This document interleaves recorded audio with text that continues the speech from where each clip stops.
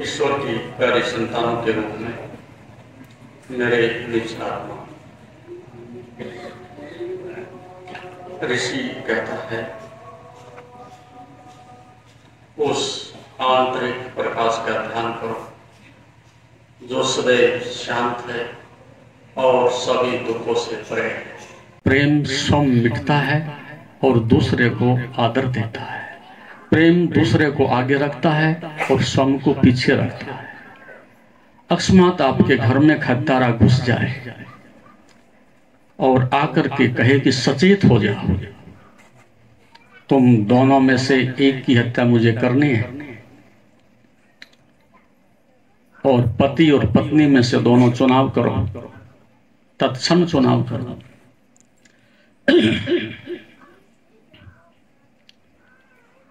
तो यदि प्रेम है, भक्ति है, तो घटना ये घटेगी कि पत्नी कहेगी कि जीवन मेरा चला जाए, मुझे एक क्षण भर के लिए भी कष्ट ना होगा। पति का जीवन बहुत बहुमूल्य है, बचना चाहिए। और पति भी कहेगा कि मुझे पहले आप समाप्त कर दीजिएगा। प्रेम में ऐसा घटित होता है, भक्ति में ऐसा घटित होता है।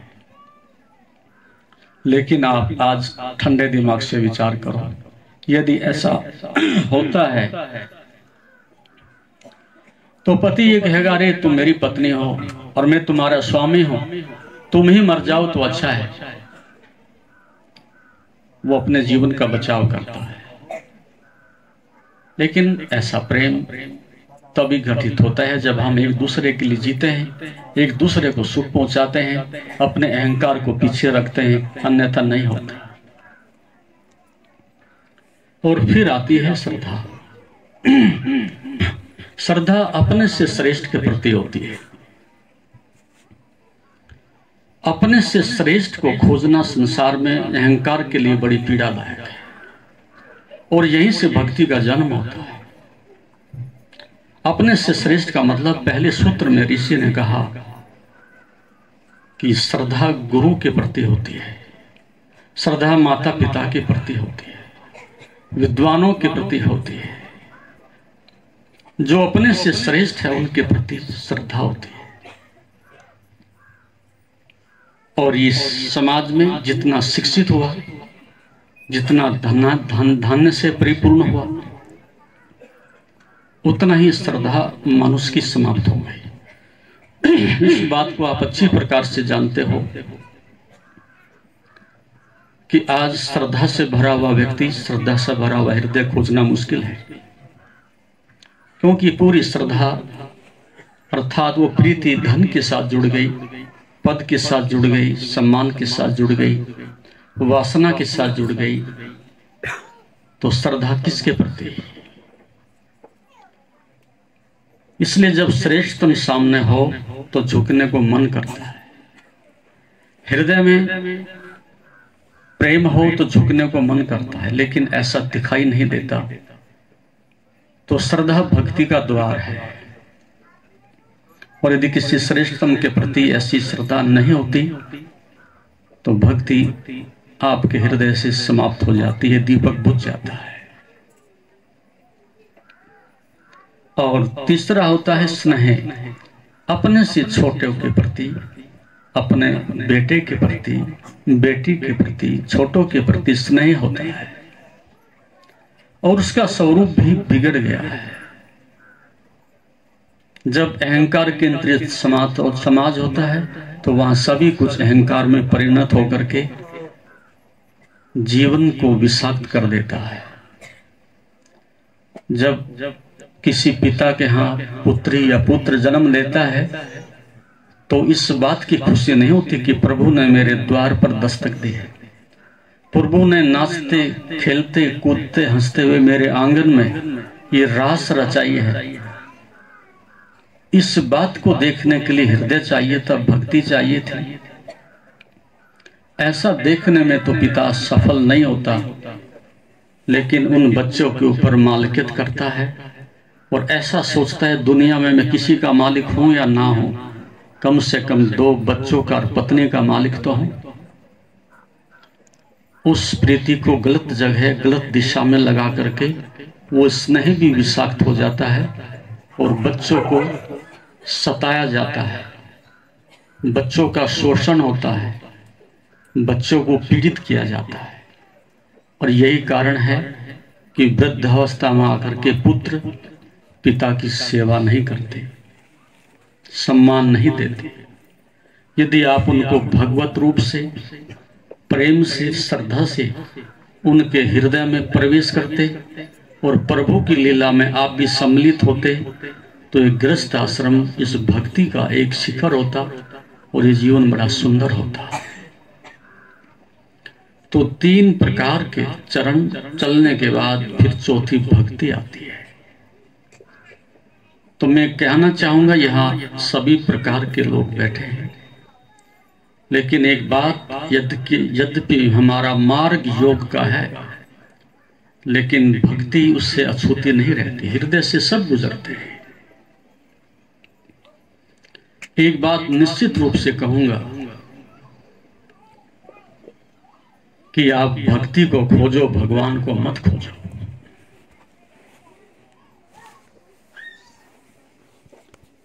जो भक्ति को खोज लेता है तो उस खोज में भगवान अपने आप ही समाहित हो जाता है। अहंकार पूर्ण धारणा से आप भगवान को खोजने जा रहे हो तो निश्चित रूप से आप पराजित होंगे, असफल होंगे। तो भक्ति खोजना वो पहली प्राथमिकता है। परमात्मा अपने आप ही समाहित हो जाएंगे, सब प्रकट हो जाएंगे। तो भक्ति आपकी 2 प्रकार की कही गई है, एक गौणी भक्ति और एक पराभक्ति। गौणी भक्ति में आप भजन करते हैं, सेवा करते हैं, नाचते हैं, गाते हैं, उत्सव मनाते हैं और सेवा करते हैं। यदि आपके परिवार में ये 2 महान सेवाएं और ये भजन प्रतिदिन होते हैं तो आप भक्ति की ओर आगे जा रहे हो, पराभक्ति की ओर बढ़ रहे हो, प्रभु की ओर आगे बढ़ रहे हो और आपको मंजिल मिलेगी। कितने परिवार होंगे जो नाचते होंगे, गाते होंगे, हंसते होंगे, सुबह उठ करके एक दूसरे को चरण स्पर्श कर लेते होंगे, आदर सत्कार करते होंगे, सुबह उठते नमन करते होंगे, कीर्तन करते होंगे। आप ही सोचो यदि आपके परिवार में ऐसा प्रतिदिन नहीं होता, सुबह शाम और दिन भर ये कीर्तन, ये उत्सव नहीं चलता, तो आप भूल जाइएगा भक्ति के घर आपके लिए बहुत दूर हैं, आप साधारण मनुष्य भी ना रहोगे। ये बात सीख करके जाओ। फिर भी तुम्हें कथा श्रवण करने का कभी अवसर मिलेगा, लेकिन वर्ष भर तक, 6 महीने तक आप तैयारी करके आओ, उत्सव मनाने लगो, नाचने लगो, गाने लगो और इस जीवन में सेवा के लिए चारों तरफ अपने को दांव पर लगा दो। और मैं ये भी कहना चाहता हूं, सेवा के लिए ऋषि ने कहा है कि जो सामने तुम्हारे माता हैं, पिता हैं, संतानें हैं, आपकी गायें हैं, आपके पेड़ पौधे हैं, ये दुनिया की सबसे श्रेष्ठ सेवा है, ये जीवंत सेवा है। ये साक्षात परमात्मा आपके सामने खड़ा है, उसको तो तुम माया कहते हो, और आदमी के द्वारा बनाया गया एक मंदिर, उसको तुम सत्य कहते हो। मैं विरोध नहीं करता मंदिर का, लेकिन कहना चाहता हूं जीवंत को आदर दीजिएगा। जिस प्रभु ने आपके घर में जन्म लेकर के लीला रचाई हो, सुंदर आंखों से निहारा हो, हृदय से प्रेम दे रहे हो और चारों तरफ उनकी लीला चल रही हो, तुम्हारी आंखें उसको भी ना देख पा रही हो, उसको भी प्रेम ना कर पा रही हो, आदर ना दे पा रही हो, श्रद्धा नहीं कर पा रही हो, आदमी के बनाए मंदिर में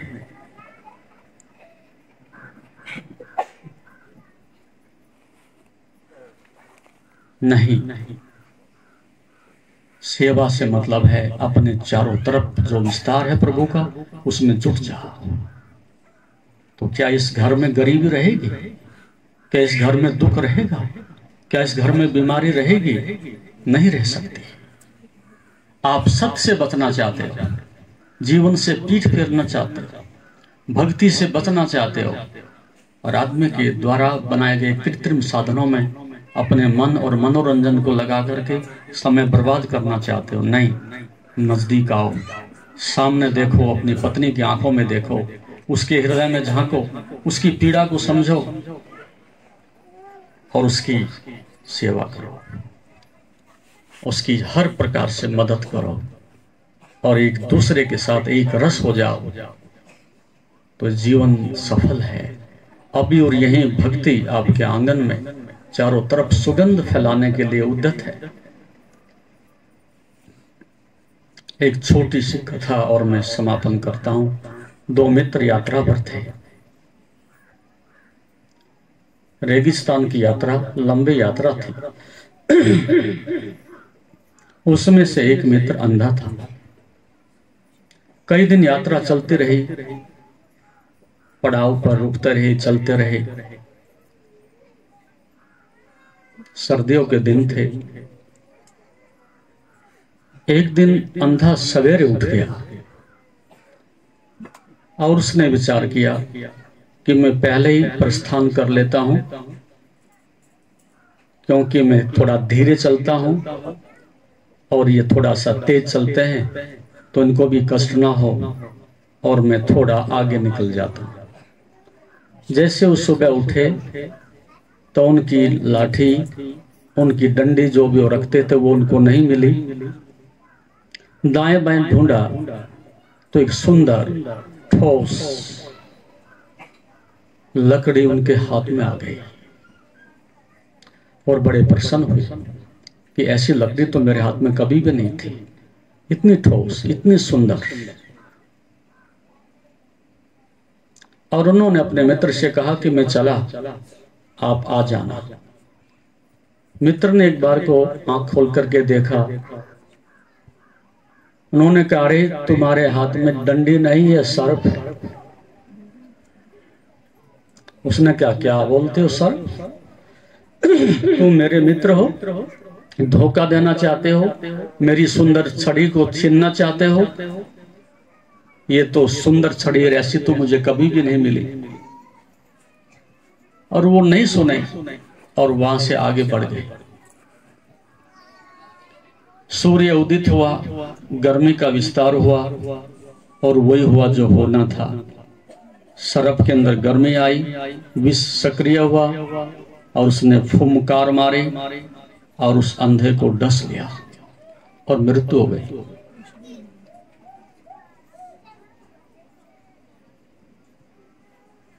ये कहानी उस अंधे की नहीं, हमारी सबकी कहानी है। हम सबके हाथ में भी सांप है और हमें डस रहा है, कभी क्रोध के रूप में, कभी वासना के रूप में, कभी अहंकार के रूप में, कभी लोभ के रूप में, प्रतिदिन डसता है। इस सांप को तुम उठाए फिर रहे हो सदियों से और मैं संदेश देना चाहता हूं, ये सांप आपसे छीन लेना चाहता हूं, ये दुख आपसे छीन लेना चाहता हूं। और तभी आपकी जिंदगी में वो भक्ति का संगीत सुना जा सकता है, हृदय की आवाज सुनी जा सकती है और ये वीणा के तार आपके जीवन में फिर से सक्रिय हो सकते हैं। तो इस बात को सदैव अपने हृदय में याद रखें कि सर्प से बचना है, इन आंखों को पुनः जीवित करना है, इस भक्ति को जगाना है, इस सेवा को जीवंत करना है। तो आप इस नगद धर्म में सम्मिलित हो जाइएगा। आसपास प्रभु का ये विस्तार है चारों तरफ, उसको अच्छी प्रकार से पुनः निहारिएगा और उसको अनुभव करिएगा। तो आप भक्ति की जिज्ञासा को, उसकी सुगंध को अनुभव करने में सफल हो सकेंगे। अधिक समय आपका नहीं ले सकूंगा, आप दूर दूर से आए हैं, लेकिन जाते जाते दो शब्द और कहता हूं। सिर्फ 2 कदम उठे थे गलत राह शोक में, फिर तमाम उम्र मंजिल मुझे ढूंढती रही। ये जिंदगी में तुम्हारे दुर्भाग्य की कथा है इस पंक्ति में। सिर्फ 2 कदम उठे थे गलत राह शोक में। यदि तुम दुखी हो तो स्वीकार करो कि कदम कहीं गलत दिशा में उठ चुके हैं। यदि तुम बीमार हो तो अनुभव करो, समीक्षा करो, मनन करो कि कहीं 2 कदम मेरे गलत उठ चुके हैं। यदि आप गरीब हैं, दुखी हैं तो सोचो 2 कदम कहीं गलत उठ चुके हैं। सोम पर संदेह करो, सब पर श्रद्धा करो, तो आपका जीवन सफल होगा। निर्णय सही हो तो मंजिल आती है। हृदय से जिए तो प्रभु के दर्शन होते हैं। तो इसलिए विचारों से संसार चलता है और इस हृदय से उस परमात्मा का प्रकाश प्रकट होता है। आप दोनों को संभाल सकें तो आपका जीवन सफल है।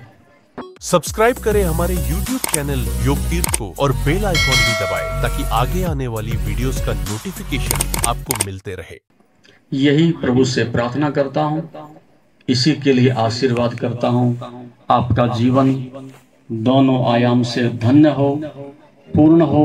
आप विचारशील भी बने और भक्ति से भरे हुए हृदय से प्रभु की उस हृदय में प्रवेश भी करें। ओम शांति। जैसा कि आप जानते हैं, शरीर को स्वस्थ और मन को शांत बनाने के लिए योग ही एकमात्र साधन है। जीवन को योगमय बनाने के लिए व योग दर्शन के मर्म को आत्मसात करने हेतु गुरुदेव के आशीर्वचनों को श्रवण करें। उनके द्वारा दिया गया मार्गदर्शन आपके जीवन में सकारात्मक बदलाव लाएगा। अगर आप पतंजलि योग दर्शन सीखना चाहते हैं और इस प्राचीन ज्ञान को अपने जीवन में शामिल करना चाहते हैं तो हमसे संपर्क करें। हमारे योग सत्र न केवल आपके शरीर को स्वस्थ बनाएंगे बल्कि आपके मन और आत्मा को भी संतुलित करेंगे। अधिक जानकारी के लिए हमें नीचे दिए गए विवरणों पर संपर्क करें। हमारे साथ इस योग यात्रा की शुरुआत करें और अपने जीवन को शांति और सकारात्मक ऊर्जा से भरें। धन्यवाद। आपका दिन शुभ हो। ओम नमस्ते।